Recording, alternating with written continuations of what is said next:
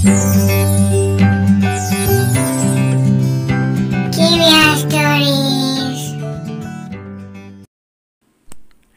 Friends, welcome to our channel. ఈరోజు మనం నీళ్ల బావి కథ చెప్పుకుందాం. అనగనగా పార్వతీపురం అనే ఊరిలో జనార్దన్ అనే షావుకారు నివసిస్తూ ఉండేవాడు. అతనికి ఒక షాపు ఉండేది. పక్కనే వీరయ్య అనే ఒక అతను కుమ్మరి పని చేస్తుండేవాడు. జనార్దన్ ఇంటిలో ఏం జరుగుతుందో చూద్దాం. అతని భార్య పేరు గంగ. వారికి ఒక అబ్బాయి, ఒక అమ్మాయి, 2 పిల్లలు. జనార్దన్ చాలా పిసినారి. అతని పిసినారితనంతో ప్రతిరోజు ఇంట్లో అందరినీ ఇబ్బంది పెడుతూ ఉంటాడు. రోజు వీరయ్య సైకిల్ మీదే షాపుకి వెళ్ళేవాడు. ఇద్దరూ చేసే పని ఒక్కచోటే కావడంతో రోజులాగానే వీరయ్య సైకిల్ వేసుకుని జనార్దన్ ఇంటికి వచ్చి పిలుస్తాడు.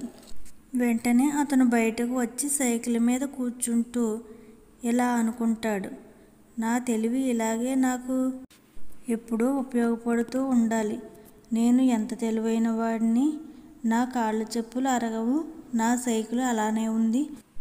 నా ఒంట్లో శక్తి ఖర్చు అవ్వకుండానే నేను రోజు షాపుకి వెళ్ళిపోతున్నాను అని తనని తాను మెచ్చుకుంటూ ఉంటాడు. వీరయ్య ఇలా అనుకుంటాడు, నేను కూడా ఒక మనిషికి సాయం చేయగలుగుతున్నాను. నేను కూడా అదృష్టవంతుడినే. ఎప్పుడూ ఇచ్చే స్థాయిలోనే ఉన్నాను అని వీరయ్య సంబరపడుతూ ఉంటాడు. ఇక వీళ్ళిద్దరూ కబుర్లు చెప్పుకుంటూ వారి పనులు చేసే చోటుకు వెళ్తారు. అక్కడికి వెళ్ళగానే సైకిల్ దిగుతూ వీరయ్య ఇలా అంటాడు, నేను చేసే పనికి ఈ స్థలం సరిపోవడం లేదు. ఇంకొంచెం స్థలం ఉంటే బాగుండు అంటాడు. అక్కడికి దగ్గరలో షావుకారుకి ఒక స్థలం ఉంటుంది. షావుకారు ఇలా అంటాడు, అయితే ఇదిగో నా స్థలం ఇక్కడే ఉన్నది కదా, కావాలంటే ఇది అమ్మేస్తాను. బావి కూడా ఉంది కదా అంటాడు షావుకారు. వీరయ్య, సరేనండి, అంతకన్నానా, నేను తీసుకుంటాను, రేటు చెప్పండి అంటాడు. షావుకారు చాలా లెక్కలు వేసుకుని రేటు చెప్తాడు. ఇతను, సరేనండి, రేపు మంచి రోజు, డబ్బులు ఇచ్చి స్థలం తీసుకుంటాను అంటాడు. తర్వాత రోజు వీరయ్య డబ్బులు ఇచ్చి స్థలం కొంటాడు. రెండవ రోజు షావుకారు వచ్చి, వీరయ్య, నేను నీకు స్థలము, బావి మాత్రమే అమ్మాను. వాటిలో నీళ్లు అమ్మలేదు. ఈ నీటికి నువ్వు అద్దె ఇవ్వాల్సి ఉంటుంది అంటాడు తన తెలివికి మురిసిపోతూ. అప్పుడు వీరయ్య ఇలా అంటాడు, నేనే మీ దగ్గరికి వద్దామనుకుంటున్నానండి. ఇంతలో మీరే వచ్చారు. నేను అదే చెప్దామనుకుంటున్నాను. నేను మీ దగ్గర స్థలము, బావి మాత్రమే కొన్నాను.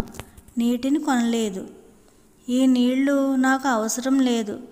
మీ నీళ్లు మీరే తీసుకెళ్ళండి, లేదంటే నాకు అద్దె ఇవ్వాల్సి ఉంటుంది అంటాడు వీరయ్య. షావుకారికి మాటలు రావు.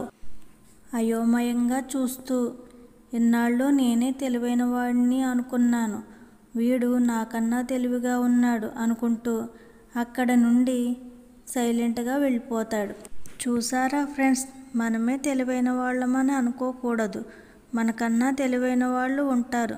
జాగ్రత్తగా ఉండాలి. Please like, share and subscribe friends, and don't forget to on the bell icon.